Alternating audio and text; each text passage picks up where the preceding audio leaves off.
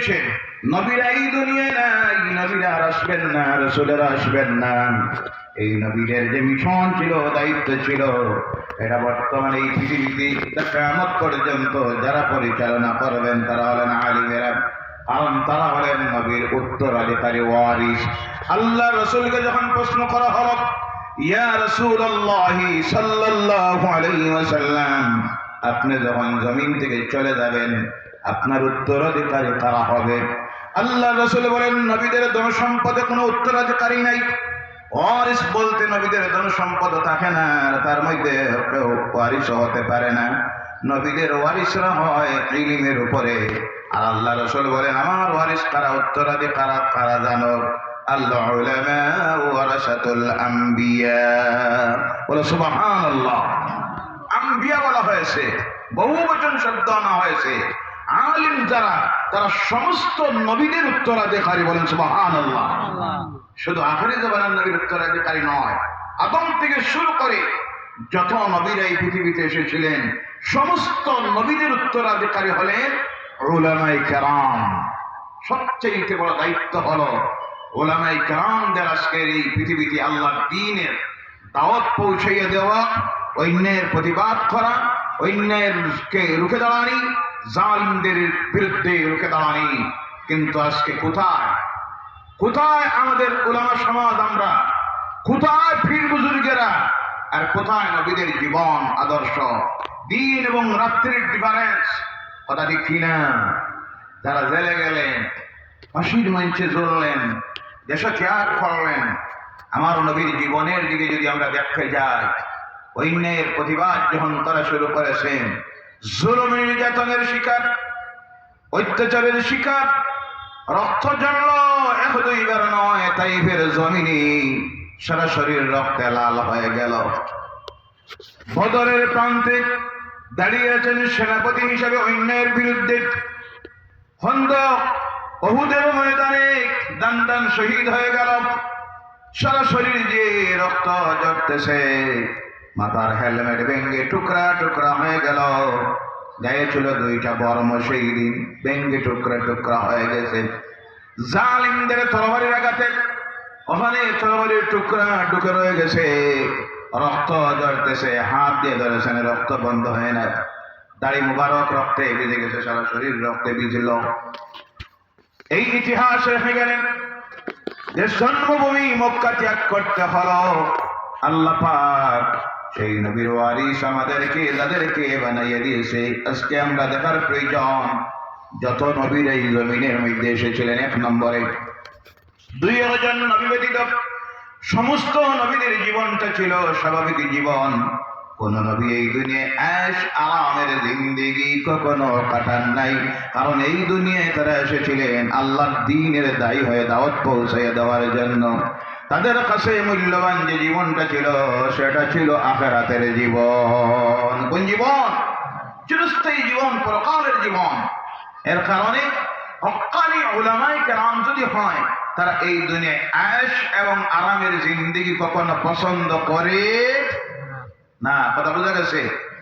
এখন তো দেখা যায় অনেক সময় মৌলানা সাহেব গাড়ি লাগে 50 লক্ষ টাকার দামের এসি রুম, জি কথা বোঝা যায়, আপ ডাউন ফ্লাইট, প্রয়োজনে সেটা হতে পারে। মাহফিলে আসমো, 1 ঘন্টা 2 ঘন্টা বক্তব্য রাখবো, টাকা দিবা 1 লক্ষ না হয় 50,000। আলহামদুলিল্লাহ কইলে না? জি কোনটা নাই? কোনটা নাই? নাউজুবিল্লাহ। নাউজুবিল্লাহি মিন যালিক। এর নাম আলিম, এরা নবীর ওয়ারিস।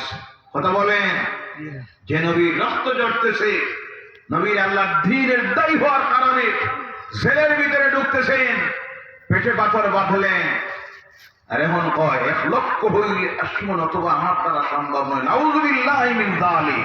আল্লাহদেরকে হেদায়েত করুক, সকলে বলেন আল্লাহুম্মা আমিন। ভাইরা আমার, যারা দায়িত্ব আদায় করার কথা, 1 নম্বরে আল্লাহর নবীদের পর যারা এই জমিনে আল্লাহর দ্বীনের দাওয়াতের কাজ, তাবলীগের কাজ করেছেন, তারা বলেন আল্লাহর ওলিরা। কারা? আল্লাহ ওলিরা, সমস্ত ওলিরা ছিলেন আলেম দ্বীন। সুবহানাল্লাহ বলেন। আলেম ছাড়া অলি হওয়া যায়? এখন অলি হইতে হইলে বেশি কিছু লাগে না, বাপ অলি হওয়াও। আরে কথা বলেন না আপনারা। আমি আগে বলেছি গঠনমূলক কিছু কথা বলবো, রাগ করবা না আপনারা। তো বিভিন্ন পীর সাহেবের মুরিদ রাখতে পারেন, রাগ করবেন না। এমন সিস্টেম বানাইছে দেখবা, প্রথম উপাধি দেয় সাহেব দাদা। কোন দাদা? আরো কয়েকদিন যায়, যাওয়ার পরে দেখবেন নাম বদলাইছে, শব্দ খুব সুন্দর সুন্দর বাইর করে। আরো কয়েকদিন পরে দেখবেন লিখে দেয় পীর দাদা। কোনটা? একটু তরফি হয়েছে। এরপরে আরো কয়েকদিন গেল, দেখবেন শাহ সুফি। কোন সুফি? শব্দের অর্থ যদি জানতো, কোন শব্দ কোন জায়গায় লাগাইতে হয়, একটাবার চিন্তা করতো কোন জায়গায় কোন শব্দ দিতেছি। শাহ সুফি, সুফি সম্রাট, ওলিদের সম্রাট যিনি, শব্দ বুঝে না তো অর্থ কোনটায় কোনখানে লাগাইতে হয়, শাহ সুফি লাগায়। এরপরে দে ওলিয়ে কামিল, জুবদাতুল আরিফিন, কুতুবুল আলম। নাউজুবিল্লাহ বললেন না? এটা যে ওলিয়ে কামিল হইছে, ই আতিয়া তুমি হইলে কোন জায়গায় মাপিয়াদের লাগাই দিলে ওলিয়ে কামিল। এইভাবে কিছু অশিক্ষিত আমাদের সমাজের অন্ধ বক্তদের কারণে যত দিন যাইতেছে বন্ড পীরদের সংখ্যা বাড়তেছে। কথা ঠিক কিনা? আল্লাহ এদেরকে হেদায়েত করুন। সকলে বলেন আল্লাহুম্মা আমিন। কোথায় ইসলাম? কোথায় নবীদের মিশন? কি ছিল তাদের লক্ষ্য উদ্দেশ্য? আর আমরা করতেছি কি? ভাইয়েরা আমার, এরপরে দেখবেন আরো কয়েকদিন যায়, যাওয়ার পরে লিখে দিল ওলিয়ে কামিল। নাউযুবিল্লাহি মিন যালিক। এইসব শব্দ ব্যবহার করতে করতে গিয়ে আবার অনেক সময় দেখবেন যেটা জীবনেও মাদ্রাসায় যায় নাই, অথবা কয়েকদিন গেল নামের আগে দেখবেন আল্লামা লেখি দেয়। আসে না নাই? আবেগে আর হুজুগে সব চলতেছে, সমাজটা ধ্বংসের দিকে চলে যাইতেছে, ভণ্ডামি আর ভণ্ডামির দিকে। মাঝে এক জায়গায় মাহফিলে গেলাম, যাওয়ার পরে দেখি কি পরিমাণ যে জাহিল সমাজে আছে আমাদের সমাজে, আর আবেগে কিভাবে চলে। দেখি আমার নামের আগে একটাই লেখে দিয়েছে শাহ সুফি আল্লামা। আমি ডাকলাম কোনটা লেখছেন, একে আনার বাদে বললাম আরে বেকুব, শাহ সুফি আর আল্লামা কোন জায়গায় লাগাইতে হয় এটা জ্ঞান আগে থাকার দরকার। আল্লামা তাদেরকে বলা হয় যারা ইসলামের প্রত্যেকটা বিষয়ে অভিজ্ঞ, এমন কোন সাবজেক্ট বাকি নেয় তাদের উপর পরিপূর্ণ জ্ঞান। যখন যে বিষয়ে ইসলামের আপনি প্রশ্ন করবেন অনর্গল সে বিষয়ের উপর কথা বলতে পারে, তাদেরকে বলা হয় আল্লামা। বলো সুবহানাল্লাহ। জ্ঞান নাই, লক্ষ্য নাই, যা মনে চায় তা করতেছে। এবং বিশেষ করে দুঃখ লাগে, আফসোস লাগে, এইসব কিছু বন্ডামি আমরা যারা কিছু নামদারি আহলে সুন্নতের দাবি করে যারা, তাদের মধ্যে বেশিরভাগ, রাগ করবা না, এইসব কিছু বন্ডামি আসতেছে। কথা ঠিক কিনা? আল্লাহ হেদায়েত করুক। তার থেকে সকলে বলেন আল্লাহুম্মা আমিন। দায়িত্ব আদায় করুন পীর সাহেব বুজুর্গেরা। হযরত শাহ জালালি ইয়ামানি আল্লাহর দ্বীনের দায়ী কিভাবে আল্লাহর দ্বীনের দাওয়াত দিলেন তার প্রমাণ গৌর গোবিন্দের সামনে এসে দাঁড়িয়ে বললেন, ও গৌর গোবিন্দ, পড়লা ইলাহা ইল্লাল্লাহু মুহাম্মাদুর রাসূলুল্লাহ সাল্লাল্লাহু আলাইহি সাল্লাম। হযরত মুঈনুদ্দিন আজমিরি রাহমাতুল্লাহি তাআলা আলাইহি আসলেন আজমির শরীফে। আসার পরে পৃথ্বীরাজের সঙ্গে যুদ্ধের প্রয়োজন হয় নাই, তরবারি ধরার প্রয়োজন হয় নাই। ইসলাম বিনা প্রয়োজনে কাহার বিরুদ্ধে যুদ্ধ ঘোষণা দেয় না, তরবারি ধরার আদেশ দেয় না। ইসলামের প্রথম নির্দেশ হলো হিকমতের সহিত মাউইজাতুল হাসানার মাধ্যমে, সুন্দর আলোচনা কথার মাধ্যমে এই মানুষের কাছে আল্লাহর দ্বীনের দাওয়াত পৌঁছাইয়া দাও। প্রয়োজনে যদি কেউ তোমার মোকাবিলায় আসে তা প্রতিরোধ করো, প্রতিহিত করো। আল্লাহর ওলি হিন্দুস্তানের জমিনে আসলেন সুলতানুল হিন্দ খাজা আজমেরি রাহমাতুল্লাহি তাআলা আলাইহি। আল্লাহর দ্বীনের দাওয়াত নিয়ে পৌঁছলেন পৃথ্বীরাজের সামনে। বলে সুবহানাল্লাহ। ওলিরা আল্লাহর দ্বীনের দায়ী হয়ে কিভাবে আল্লাহর দ্বীনের দাওয়াত দিলেন। আর আজকের ওলি পীর সাহেব খানকায় বসে আছে, আর দুইটা কাজ মাত্র তার দায়িত্ব, সব আবার না, দুইটা কাজ। একটা হইল পীর মুরিদ দাওয়াত দেও, বাড়িতে নেও, দোয়া দিমু 10,000 আর মাঝে মধ্যে আমি খবর দিমু, আইও আমার এখানে চাউল 1 বস্তা, গরু 1টা, দেখা 5,000 এখানে একটা মাহফিল আছে। মুরিদ এমন বৎসরে 71 নামাজ পড়েন, আসে না নাই? জি, কথা বলেন না। পীর সাহেবের এই খবরও নাই।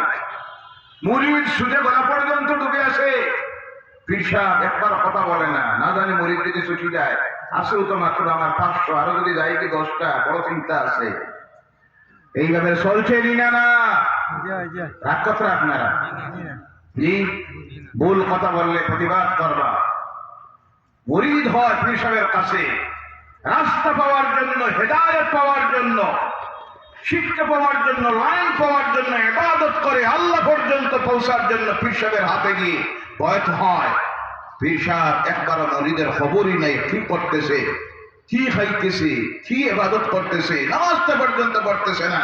অনেক পীর সাহেব আছে তার এই চিন্তাও নাই। তার চিন্তা হইল মুরিদ যদি 10টা বাড়ে, বছরে বাড়িব 20,000, 50,000। একটা প্রতিবাদের ঘোষণায় সমাজ ধ্বংসের দিকে চলে যাইতেছে। আল্লাহ নাফরমানি আর নাফরমানিতে জালিমেরা মাথা ছাড়া দিয়ে উঠতেছে, অন্যায় করতেছে, মুসলমানরা শোষিত নির্যাতিত হচ্ছে। একটাবার জবান করলেন না আপনি? আপনার কি কোনো দায়িত্ব নাই? আপনাদেরকে শুধু বলা হচ্ছে দায়িত্ব দিয়েছে আল্লাহ, শান্তায় বসবে আর দাওয়াত লিয়াকত আর দোয়া আল্লাহর কাছে ছুটতে পারবো। কথা বোঝা যায়? 2 নম্বরে উলামায়ে কেরাম যারা আমরা, আমাদের দায়িত্ব কতটুক? আমাদের দায়িত্ব কতটুক? উলামায়ে কেরাম যারা আমাদের দায়িত্ব হলো এই সমাজের মধ্যে আল্লাহর নাফরমানি যে সমস্ত কাজ চলতেছে তা আমরা প্রতিহত করার জন্য 1 নম্বরে দায়িত্ব নিতে হবে আইম্মাতুল মাসাজিদ, যারা মসজিদের ইমাম যারা, তারা সেই দায়িত্ব নিতে হবে। কারণ সমাজের সবচেয়ে সম্মানিত ব্যক্তি যারা, তারা হলেন ইমামেরা। তারা জি, একটা মহল্লা সবচেয়ে সম্মানী ব্যক্তি কে? কথা বুঝুন না আপনারা? মসজিদের সেক্রেটারি সাহেব, জি, প্রেসিডেন্ট সাহেব, আরে কথা বলেন না, মুতওয়াল্লি সাহেব, পঞ্চায়েত সাহেব। সমাজের মহল্লার 1 নম্বরের সম্মানিত ব্যক্তি কে? আর জোরে বলেন কে? সবচেয়ে পাওয়ারফুল কে? এখন ইমামের আছে পাওয়া।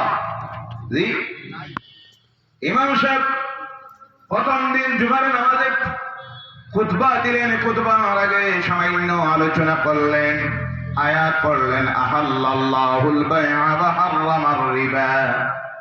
আল্লাহ ব্যবসাকে হালাল করেছেন আর সুদকে আল্লাহ হারাম করেছেন। বলে সুবহানাল্লাহ। সুদের উপরে আলোচনা রাখলেন 10 মিনিট। কত মিনিট? সেক্রেটারি কয় তোমার টাইম আছে মাত্র 15 দিন। কতদিন? আর কথা বলবেন, আসে না নাই? 2 নম্বরের দিন ইমাম সাহেবের চাকরি গেল 2য় শুক্রবারে, অন্য মসজিদে গেলেন। যাওয়ার পর প্রথম দিন তিনি আলোচনা করলেন, কুল লিল মুমিনিনা ইয়াগুদ্দু মিন আবসারিহিম ওয়া ইয়াহফাযু ফুরুজাহুম যালিকা আযকা লাহুম ইলা আখিরিল আয়াত। পর্দার বিষয়ে আলোচনা শুরু করলেন। যখন আলোচনা শেষ করলেন, প্রেসিডেন্ট সাহেব কয়, ইমাম সাহেব তোমার মেয়াদে 1 মাস। কয় মাস? পয়লা দিন আইয়াও তো দেখি আপনি ধরে দিছেন আমারে। ওলামায়ে কেরামরা তো আলোচনা করে বিভিন্ন বিষয়ের উপরে মানুষকে হেদায়েতের জন্য, কিন্তু আমাদের সমাজে কিছু মানুষ আছে যারা যখন বিষয়টা দেখে তার বিরুদ্ধে চলে যাইতেছে, তখন সে তার নিজের উপরে নিয়ে টার্গেট, তারা ভাবে টার্গেট করেছেন ওলামায়ে কেরামরা, ইমাম সাহেবরা আমারে। কিন্তু আসলে তো আলিম ওলামারা তাদের দায়িত্ব আদায় করতে গিয়ে, মসজিদের ইমাম সাহেব দায়িত্ব আদায় করতে গিয়ে কোরআন থেকে আলোচনা করেন। ব্যক্তি বিশেষে কাউকে তো তারা কখনো টার্গেট করে কথা বলে না। কিন্তু আসলে আমাদের তো একটা শ্লোক আছে, গোয়ালে, জানি না আপনাদের এদিকে আছে কিনা, গোয়ালে বাড়ি মারতে গুনাগার চমকে উঠে। মানে আকাশে যখন মেঘ করে, বিদ্যুৎ চমকায়, তখন যার দাউদ রোগ আছে তার চুলকানি শুরু হয়ে যায়। কথা ঠিক কিনা? তো সমাজে যারা বিভিন্ন নাফরমানিতে লিপ্ত আছে, যখন কথা বলা হয় তারা ভাবেনি এটা তো আমাকে টার্গেট করে কথা বলতেছেন। এখানে গেল ইমাম সাহেবের চাকরি। 2 নম্বর দিন অন্য মসজিদে গেলেন। যাওয়ার পর যারা দায়িত্ব আদায় করবেন কিন্তু করতে পারতেছেন না, কিভাবে দেখেন? দায়িত্ব আদায় করবেন, তৃতীয় মসজিদে গেলেন। একেবারে প্রত্যন্ত গ্রামাঞ্চলের মধ্যে যাওয়ার পর ইমাম মনে মনে নিয়ত করলেন, আল্লাহ আর ওয়াজ না, ওয়াজে চাকরি যায়, জি ইমামতি যায়, বাবলা আর ওয়াজ না। নিয়ত করলেন, কমিটির সঙ্গে কন্ডিশন লাগাইলেন, ওয়াজ না, কারণ ওয়াজে 2 জায়গায় আমার ইমামতি গেছে, সেখানে তারাও মানলো ঠিক আছে ওয়াজের দরকার নাই। দেখেন আমার সমাজের মানুষের অবস্থা। যেখানে যাওয়ার পর প্রথম দিন জুমার নামাজ যখন পড়ালেন, প্রথম রাকাতে সূরা আল ফাতিহার পর তিনি তিলাওয়াত করলেন যে সূরাটা, ওই সূরার শেষে গিয়ে তিলাওয়াত করলেন সুহুফি ইব্রাহিম ওয়া মূসা। আল্লাহ সহিবা দিয়েছেন ইব্রাহিমকে আর মূসাকে। সেক্রেটারি কয়, আহারে আমি আনলাম ইমাম, আর ইমাম সাহেব মতবল্লির বাপর আর দাদার লাগি নামাজও দোয়া করলাম। মতবল্লির বাপের নাম হইল ইব্রাহিম আর দাদার নাম হইল মূসা। নাউজুবিল্লাহ বললেন না? কারণ কোরআন জানে না, কোরআন বুঝে না। নামাজ শেষ করে ইমাম সাহেব যখন তার বাড়িতে গেল, যাওয়ার পরে কয়, ইমাম সাহেব ব্যাপারটা বুঝলাম না, মতবল্লিকে আপনার কোনো কিছু বেশি স্পেশাল অফার দিছে রাখি, ব্যাপারটা তো আমি বুঝতে না, ক্লিয়ার বলুন আপনি।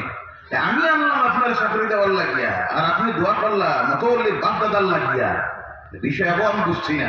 আপনি কি আপনার কে কইয়া দিছে আমাদের মতবল্লির বাবার নাম হইল ইব্রাহিম আর দাদার নাম মূসা?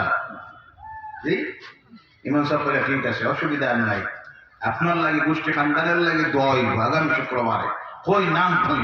তখন নাম কইল, সব নাম করার পরে ইমাম সাহেব পরের শুক্রবারে নামাজ যখন শুরু করেছেন, তিলাওয়াত শুরু করলেন, ইন্না আওহাইনা ইলাইকা কামা আওহাইনা ইলা নূহিন ওয়ান নাবিয়িনা মিন বা'দিহি ওয়া আওহাইনা ইলা ইব্রাহিম ওয়া ইসমাঈল ওয়া ইসহাক ওয়া ইয়াকুব ওয়াল আসবাত ওয়া ঈসা ওয়া আইয়ুব ওয়া ইউনুস ওয়া هارون وسليمان وآتينا داود زبورا।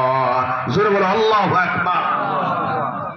এবার সেক্রেটারি কয়, ঠিক আছে আমার গোষ্ঠীর 11টার লাগে দোয়া করছেন। কতটার লাগি? কতটা? 11টার লাগি। বাকি মক্তদি খালি পেট খোলায়। বুঝলাম না দিয়ে আবার মসজিদ থানার বাপননি গত শুক্রবার সেক্রেটারির লাগে, আজকে প্রেসিডেন্টের লাগে, আমরা হইলাম কি? নাউযুবিল্লাহ বলে। ও আমার ভাইয়েরা, কোরআন সম্পর্কে আমার সমাজের মানুষের জ্ঞান না থাকার কারণে ইমামেরা সঠিক দায়িত্ব আদায় করতে পারতেছেন না। আর কিছু ইমামেরা আছেন যারা তাদের দায়িত্ব আদায় করতেছেন না, ইমামতি চলে যাওয়ার ডরে আর ভয়ে। সম্মানিত ইমাম সাহেবরা, আপনাদের প্রতি আমার অনুরোধ, রিজেকের চিন্তা করবেন না, রিজেকের মালিককে। আল্লাহ। আরো জোরে বলেন, রিজেকের মালিককে আল্লাহ। এই দুনিয়ায় আমরা যারা এসেছি, মুত্তাকি হিসাবে যারা এসেছি, আমরা যদি প্রকৃত মুত্তাকি হয়ে যাই, আল্লাহর ভয় যদি অন্তরে নিয়ে আসতে পারি, এই উলামায়ে কেরাম বলুন আর ইমাম সাহেব বলুন, পীর সাহেব বলুন, সাধারণ মুসলমান বলুন, আমরা যদি অন্তরে আল্লাহর ডর ভয় নিয়ে এসে মুত্তাকি হয়ে যাইতে পারি, এই দুনিয়ায় রিজেকের কোনো চিন্তা করতে হবে না। রিজেকের মালিক কে? আল্লাহ। আল্লাহ জানাইয়া দিতেছেন, ওয়ামান ইয়াত্তাকিল্লাহা ইয়াজআল লাহু মাখরাজা ওয়া ইয়ারযুকুহু মিন হাইসু লা ইয়াহতাসিব। জোরে বলো আল্লাহু আকবার।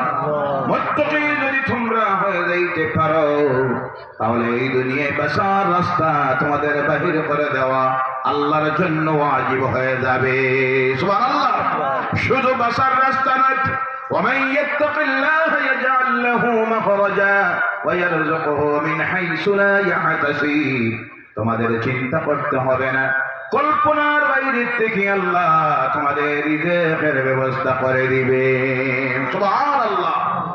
ইমামতির চিন্তা করতে হবে না, মাদ্রাসার শিক্ষকতার চিন্তা করতে হবে না, মুরিদের চিন্তা করতে হবে না, মুত্তাকি হয়ে যাও, পরিষ্কার হয়ে যাও। আল্লাহর ডর ভয় অন্তরে এনে নিজের দায়িত্ব যদি আমরা প্রতিটি মুসলমান আদায় করতে পারি, রিজিকের ব্যবস্থা করে দিবেন কে? আল্লাহ। আরো জোরে বলেন কে? আল্লাহ। অনুরূপভাবে উলামায়ে কেরাম আমরা যারা আমাদের দায়িত্ব নিতে হবে, মুসলমান হিসেবে আপনাদের দায়িত্ব নিতে হবে। কোন ইমাম যদি আল্লাহর নাফরমানি কাজের বিরুদ্ধে কথা বলেন, সমাজে অসামাজিক কাজ চলতেছে তার বিরুদ্ধে কথা বলেন, মহল্লাবাসী এক দুইটা যদি নাফরমান থাকে তাদেরকে প্রশ্রয় না দিয়ে ঐক্যবদ্ধভাবে গোটা মসজিদ কমিটি মহল্লাবাসী যদি ইমামের পেছনে দাঁড়ান, তাহলে এই সমাজে যারা আল্লাহর নাফরমানি কাজ করতেছে তারা মাথা ছাড়া দিয়ে ওটা সম্ভব নয়, হেদায়েতের রাস্তায় আসতে বাধ্য থাকবে। কথা ঠিক কিনা ভাইয়েরা আমার? কারণ হল সমাজ যদি ঐক্যবদ্ধ হয়ে যায় তাহলে সাহস পাবেন ইমামেরা কাজ করতে পারবেন, তারা তাদেরকে কাজের সুযোগ দিবেন। নতুবা যদি আল্লাহর নাফরমানদেরকে আমরা সুযোগ দিয়ে দেই, যত দিন যাইতেছে এই সমাজে আল্লাহর নাফরমানের কাল বাড়তেছে। আর ইমামেরা বেশিরভাগ থাকেন দুর্বল মানুষ, অর্থনীতির দিক দিয়ে দুর্বল, বিভিন্নভাবে হ্যারাসমেন্টে তাদেরকে জালিমেরা ফেলাইতে পারে, এর জন্য তারা কথা বলতে সাহস পায় না। এই সময় দায়িত্ব নিতে হবে গোটা মহল্লাবাসী। কথা ঠিক কিনা?